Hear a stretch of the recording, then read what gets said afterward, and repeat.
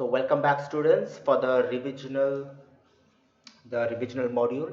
So this is we are going to take the revision for the chapter that is software concepts, which is the chapter that you have for your upcoming exam. So it's a very simple and straightforward chapter, and already we have just gone through the basics. So let us just revise the chapter one by one. We will just take the topics. So, hardware and software. What is the difference between a hardware and a software? Let me just set a few things. The highlighter. Okay. So, hardware and software is what we are going to understand. So, just I will read out a few things and then I will explain. A computer consists of both hardware and software, and both are equally important for the working of the computer system. The electronic components of the computer system that we see and touch are called as hardware. So basically, the things that we can feel, we can see and touch, so that is the hardware. So hardware means the physical thing. Basically it means the physical thing that is there in front of you. So that is the hardware. And what is the software, children? Software is generally that is you know is basically the computer programs that controls the operation of computer. A computer program is a sequence of instructions that perform a particular task. So basically right now also I'm teaching you with the help of a software, isn't it? So this is a software, this is a browser that I'm using. In that particular browser, I have opened the PDF file, and then you can see I'm just performing some operations. I'm using the highlighter. I can use a pen as well, right? So this is, the software. With the help of software, I'm able to perform all these operations, isn't it? So hardware is basically the monitor that is there in front of me. So monitor will be the hardware, and now that what I'm doing in front of you is using the browser, that is the Edge browser of Microsoft, and I'm using the highlighter, I'm using the pen. So all that is what? All that is the software. So software is what? Software is a general term used for computer programs that controls the operation of a computer. Now there are various types of software that also we have learned in this particular chapter. So the software basically the this particular statement that I have read for you is means that it is talking about the system software. So basically, which controls the operation of the computer will be a system software, which is a program itself, right? So a program is a sequence of instructions that performs a particular task. A set of programs forms a software, right? So a set of instructions forms a program, and a set of programs forms a software. This is how the things work. So then we are going to learn about the types of software. First is the system software, second is the application, and third is the utility software. And then this is the types of software, a hierarchy diagram for you, and just a graphical representation of the types of software. So one by one, let us just go through system software. So children, system software, so understand system software, the software made for the system software. So system software is a software that is directly related to coordinating the computer operations and perform tasks associated with controlling and utilizing computer hardware. So basically the software that is built for the machine, and again I say this, the software that is built for the machine, or the software that makes the machine work, is going to be your system software.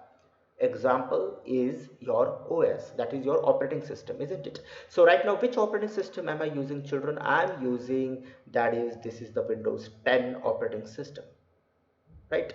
And unless and until I do not install the OS, that is the operating system, I cannot use this computer. The computer is of no use to me, isn't it? Unless and until I install the OS into this. So it's very important that I install the OS. Without the OS, this machine has no meaning. So the software has to go inside the machine, and then I can start using this machine. So to make this machine work, I require what? I require the OS, that is the operating system. And in this case, my operating system is the Windows 10. That's the operating system that I'm using. But this is not the only operating system in this world. There are many other operating systems, even that we have gone through the chapter, right? So one by one, anyway, we are going to come to that also. So right now I'm using the Windows 10 operating system to make this machine work, and once this machine starts working, then I can use, then the user can use any kind of software, the application software basically I'm talking about. So right now also you can say that I'm using a browser, a kind of a application software, and using this particular browser I'm using this Edge browser, and then I'm using this pen and all that. So this is what, this is built for the user, right? This is built for the user. So system software is something that is built for the machine to make the machine work. That is the system software, right? That's the machine to make the machine work. And now under the system software also we have subcategories, that is the OS, which I just spoke about. OS and the language translators. So what is an OS? So an operating system is the most important system software, right? It is the most important system software, because unless and until we do not install the OS, we cannot make the machine work. And the machine, if it doesn't work, we cannot perform our operations. I cannot teach you unless and until this machine is on or the software is present inside this machine. I cannot teach you, isn't it? To perform day-to-day operations, I have to make this machine work with the help of the software. So it is a set of programs that controls and supervise the hardware of a computer, and also provides services to application software programmers and users, right? So with the help of this, I'm going to use the application software. Right now I'm using it for the programmers to develop the software, and for the users to use a number of softwares. It manages all the hardware, input, output, processing, so everything. Right now children, I'm using this mouse, right? I'm using this mouse, and with the help of this mouse I'm basically using it like a pen. So everything is going to that particular processor, and that work is basically done by the OS, understand it? So information within the computer, the flow of information to and from the processor, that just I spoke about, set the priorities for handling different tasks, and so on. Without the OS, a computer cannot do anything useful. In fact, it cannot do anything. So when a computer is switched on, the operating system is the first program that is loaded onto its memory. Okay, this is very important, right? And this already I've spoke about, that whenever we switch on the computer, the first program that goes into your RAM, that is the memory, is your OS. And then they have told about the various OS, that is DOS, Windows, Unix, Linux, Solaris, etc. So these are the types of software. Which OS I'm using, the types of OS, which OS am I using? I'm using the Windows OS, isn't it? I'm using the Windows OS right now. So I'm using the Windows, and the operating system can be single user or multi-user operating system. A single user basically is used by a single person. So basically there will be only one PC. When I say multi-user, so the word server comes down, server computer. Okay, we are going to come to this. Then Windows 7 is a single user operating system, while Linux is a multi-user operating system. Okay, so the OS that we normally use is a single user. I'm not talking about single multitasking or single tasking. Over here we are using the term that is single user. So normally everybody is using the single user operating system, but when we use a networking software, a networking OS, in that case it becomes a multi-user, because there are multiple users using a computer. Now how is that possible? On one PC there are 10 people sitting? No, it's not like that. It is a server computer, and that server computer is connected to n number of computers, and on that n number of computers are, you know those n number of computers are being used by n number of people. So this is what it means basically. So why we need an OS? Do we even need to ask this question, children? Why do we need a OS? Without the OS nothing can happen, right? So it allows the computer to manage its own resources such as memory, monitor, keyboard, printer. Everything is been managed by the OS. So we require a OS. And so the thing comes down that the functions of the OS, what exactly the OS does for us. It does what is does the processor management. So when we talk about processor over here, it does not mean the hardware processor, it means the programs actually. This deals with management of central processing unit. Basically, the operating system takes care of allotment of, okay, it over here it does mean the CPU. They're referring to the CPU, and there is a process management which means the programs. So basically, it means that managing the CPU time and different processes, and this is called as scheduling. So obviously, our CPU actually does a lot of work for us, and when we switch on the computer, the CPU is at its work, and there is a lot of work that the CPU does at the background, and we are not aware of that.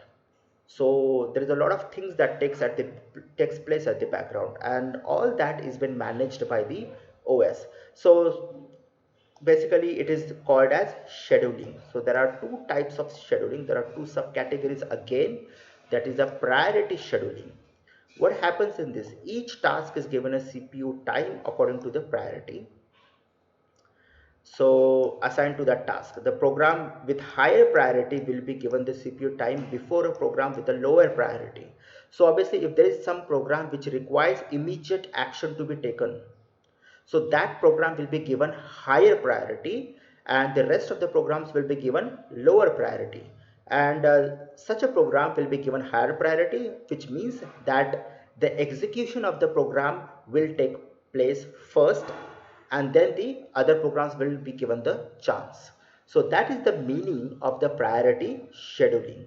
The CPU executes the task till it is completed, or there is some interrupt request, or the time or till the time operating system has to stop the current task due to some unavoidable job request.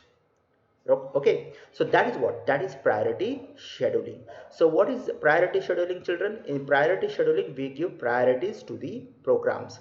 The program which requires immediate action to be taken, or which needs the execution to be done, uh, that particular program will be given the higher priority as compared to the other programs. Okay, so that is priority scheduling. And then next is the round robin scheduling. What is the round robin scheduling? In this type of scheduling technique is known as time sharing. So time will be shared among all the programs, irrespective if any program requires some kind of priority or something, but we do not give priorities, we give equal time sharing to every program. And in this, each program or the task is fixed, right? So a fixed amount of time will be allocated over there, and there are some interrupt request or talks completed before. Okay, if the task is not completed at the end of the allocated time, it is put to the end of the queue. So it goes in a round robin. So basically this is the first task, and this is second. So there is a round second task. This is a time sharing slot that goes. So this will be given everybody. These are like 4 programs. So all the 4 programs will be given a particular time slot and a particular time frame, basically equal time frame, right? An equal time will be shared among all the 4 programs. So if this particular program, like, we are given some time sharing, equal time sharing among all the 4 programs, if it doesn't get completed, then what happens again, it goes back, it will go back to the end of the queue. So that this is first, for example, and this is second. Okay, this is second, third, and this is fourth. Okay, what is going to happen if this is executing, and within that particular time frame, if it doesn't complete the task, what is going to happen? The number 2 is going to come to the place of number 1, and this number 1 goes back at number 4 position. So it will go back at the end of the queue again. Understand it?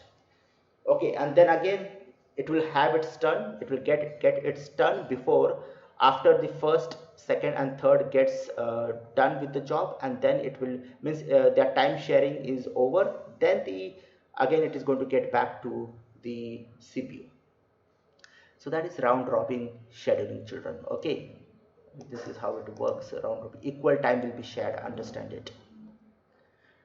Then obviously we require device management. The operating system communicates with hardware and attached devices and maintains a balance between the CPU. This is more important because the CPU processing speed, this is important. The CPU processing speed is much higher than the IO devices.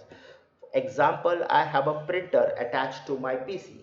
Now the the speed of my computer and the speed of the printer is different. The printer is just an external hardware that is attached to my PC. So the speed of that particular printer is going to be much slower as compared to my PC. Okay, so that managing of that speed, everything has to be controlled by the device management. The first technique that we have, in fact there are two techniques, that is buffering and spooling. What is buffering? So in this technique, children, the temporary storage of input and output data is done in the input buffer. So example, for example, I give a print command of this particular PDF file, right? I got control plus P. If I just go for control plus P and I want to print this particular document, right? See, this is the same ebook and I want to print this. I give a click over here and this goes to my printer. Right, now once I give that print command, now that immediately that print is not going to come out because the hardware is another separate hardware, complex hardware. It is going to take its own time to print. But this data, when I give the print command, this particular data will go in a kind of what, in a kind of a buffer. It will be stored in a buffer.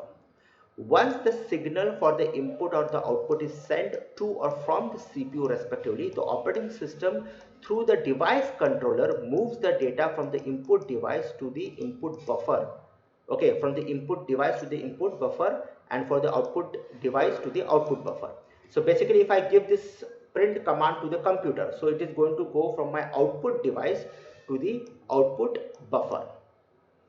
When the signal is sent to, means basically what it means, children, that it is going to get stored in a buffer and then from that buffer the data will be sent to the output device, to the printer basically. When the signal is sent to or from the operating system, the respective device controller, the program does not wait, rather it returns to its processor. So once what happened, once I give the print command, okay, and I immediately close this PDF, what is going to happen? So is it like the data is lost and now I won't have the output? Yes, I'm not going to have the printout. I still am going to have the printout. Why? Because that data is being shifted to the buffer. And now if I just close this PDF also, it will not make any difference because the data is present in the buffer and through the buffer it goes to the printer. Okay, so I can just close this program and just get back to my some other work. I can do that. That is why we require buffering, children, understand it.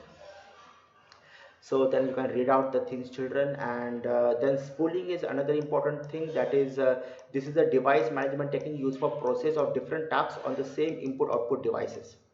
Okay, why we require spooling is because we have 1 2 3 4 and there is one printer, right? And I give the print command number 2 1 2 and this is 3 and this is 4. So what is happening, these are 4 PCs. So I gave the print command number 2, also gave the print number 3 also, and number 4 also, right? All 4 of them has given the print command and there is only one printer.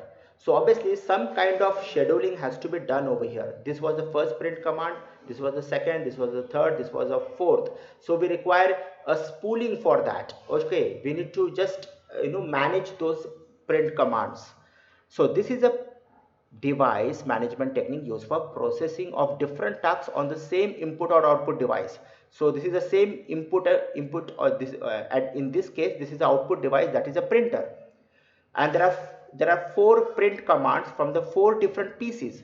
So that has to be managed, right? Say for example, there are various users on the network sharing the same printer, right? The same example they have shared, they have just given over here. At one point of time, more than one user might give the print command, right? The same thing just now I have explained.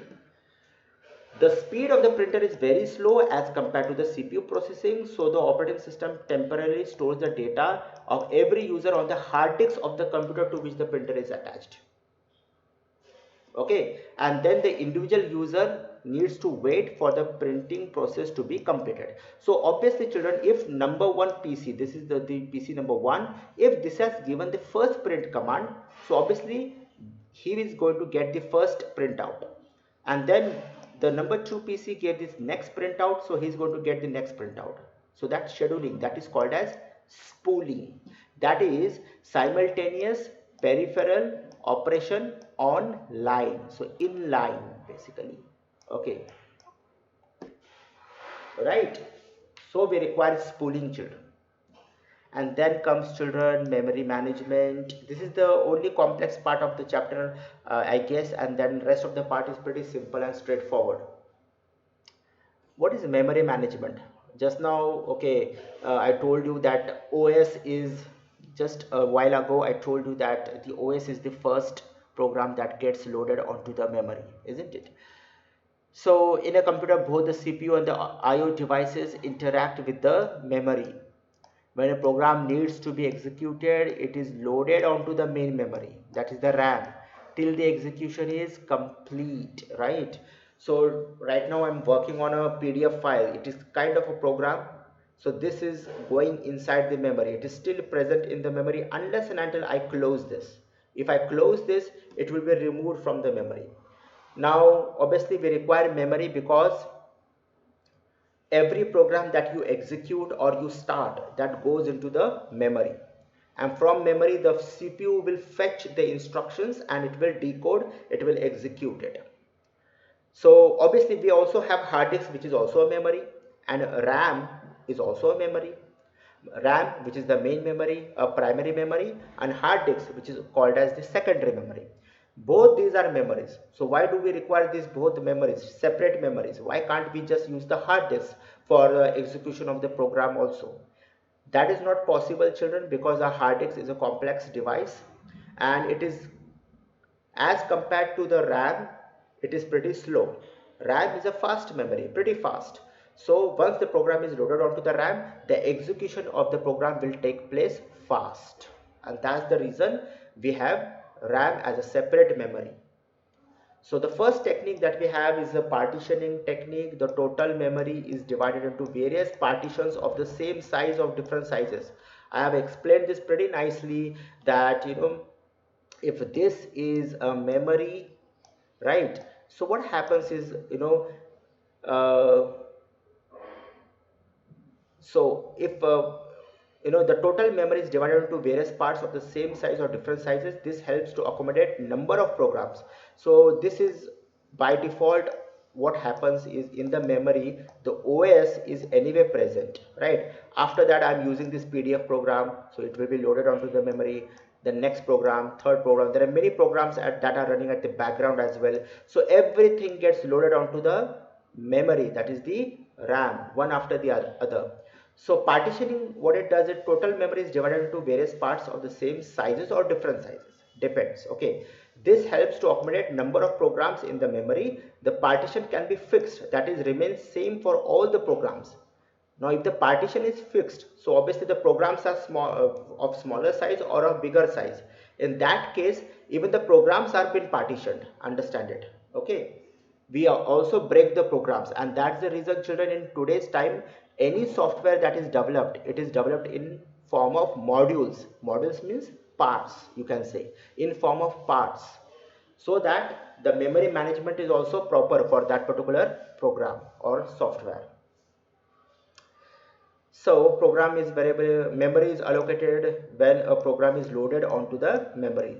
The latter approach causes what? Causes less wastage of memory, but due to course of time it may become fragmented. So fragmented means one program can have multiple pieces. in the same memory, and that will take a lot of time for the reading of the instructions. Okay, so that is the kind of a disadvantage that they have told over here. So that is partitioning. Then children, we have virtual memory. I told you what is virtual memory. So if everything gets filled, if this RAM is completely filled, right, there is a 4 GB RAM, 4 GB, but everything is filled, still that 4 GB is totally occupied. You are doing a lot of uh, processing, you are working on a complex software, right? So this RAM is completely filled. What is going to happen in that case? Virtual memory concept comes into action. So this is a technique used by the operating system by virtual of which the user can load programs which are larger than the main memory. Please understand this. See this term, larger than the main memory. The RAM is completely filled. There is no place. Still we can manage it with the help of virtual memory. What is virtual memory basically? In this technique, the program is executed even if the complete program is not loaded onto the main memory. The operating system divides the main memory into equal sizes called as pages. A part of the program resides in the main memory and is called as active set. So children, the part of the program, so the even the main program is divided into parts, and the part of the program that resides in the memory will be called as active set. The rest is in the secondary storage. This is very important. So what is virtual memory? So one part of the program is in the main program, and the rest of the parts of the program is into the secondary storage. In this case it can be the hard disk. So it is making use of the hard disk as well. Understand it. Hard disk is a complex device.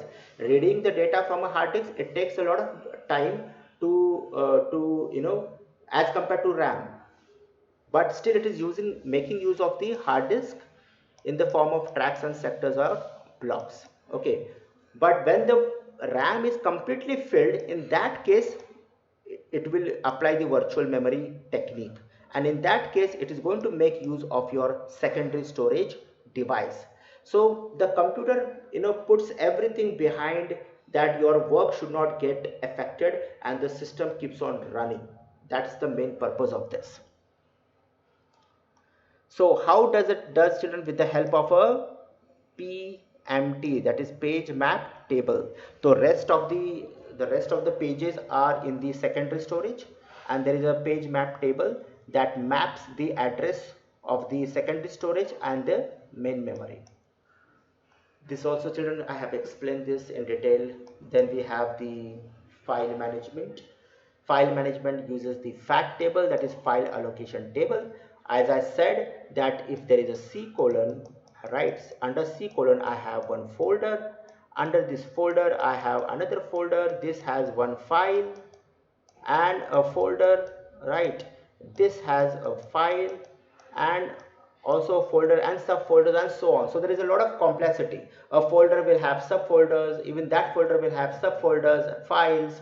All that accounts has to be maintained somewhere, isn't it? That is done in a file allocation table, and this is where the account is kept, that which file comes under which folder, and that folder comes under which another folder.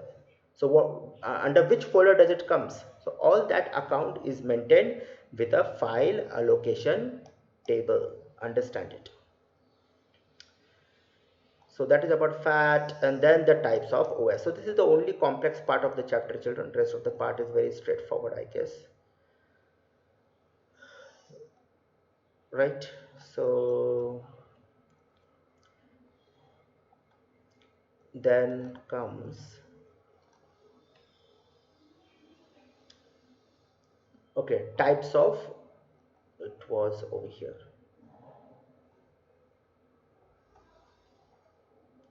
types of OS, right? Then single user OS, what is the example children? That is MS-DOS. MS-DOS, I have practically shown you how it looks like. That is, you know, that is a CMD command. It looks like something like this. and then you give one command. For example, I want to see the it is c colon users slash ajay. So this is the ajay's folder, and if I use dir, press enter, so it is going to show me all the folders and the files. So dir, which means the directory, folders and files. So see the example.txt, that is a file. So it has displayed all the folders, subfolders and the files inside this Ajay folder. So what exactly it did is it took one command and executed that command, and again that command prompt is there. Now I can give my next command. So what is happening over here, children? This is a single user OS. It can only take one task at one time, and the example is MS-DOS, which comes with your OS, with your Windows OS. Understand it? Okay. Then multi-user, okay, it is a mini computer or mainframe, which are basically server. I just told you there will be a central server. To that server, multiple PCs are connected, and multiple users are connected in a way, and so we can say that it is a multi-user OS, right? Then we have multi-processing OS. So multi-processing means basically two or more processor for a single running process. Processing takes place in parallel and is also called as parallel processing. Each processor works on different tasks. So basically, children, the kind of the processors that we have right now are multi-processing OS. Understand it? Means there will be, when I say i3 processor, so i3 basically has two cores. Means there are two core processors inside that i3 processor. So there are two computers in a way, you can say that.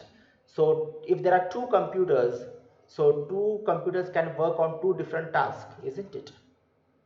So that is multi-processing. So that is multi-processing, and then we have time sharing OS. It allows execution of more than one task or processes concurrently.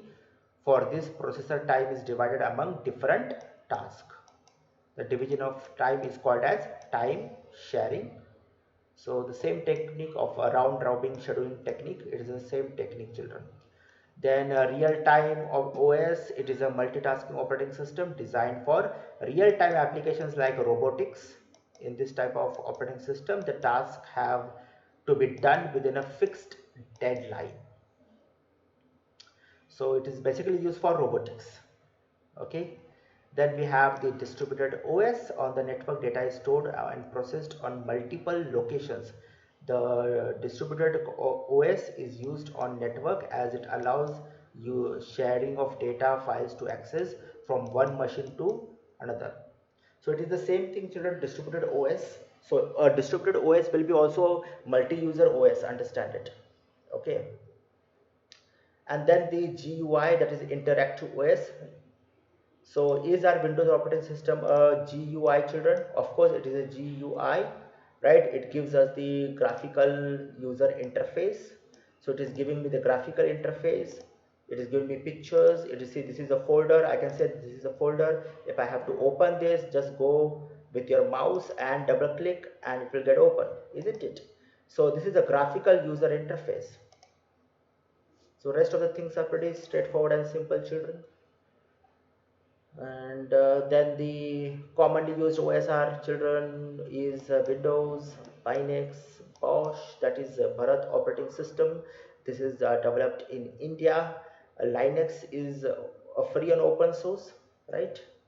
And we can just do our own programming into it and come up with our own versions. Then we have the mobile operating systems, that is Android, that is Symbian.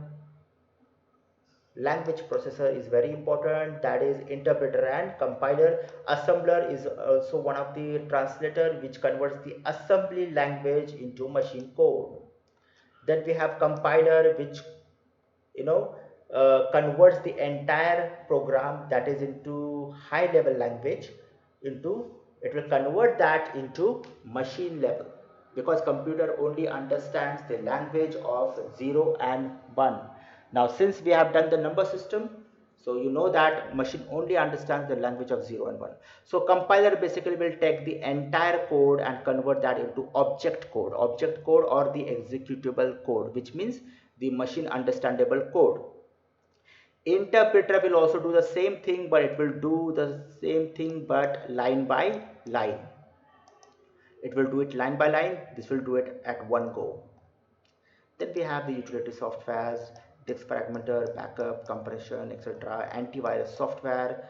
The various types of antivirus software, types of viruses: boot sector virus, file virus, microvirus, a Trojan horse, and worm. A Trojan horse basically, shows you that it's a good program, and maybe, but it is not a good program. It will do everything that a virus does.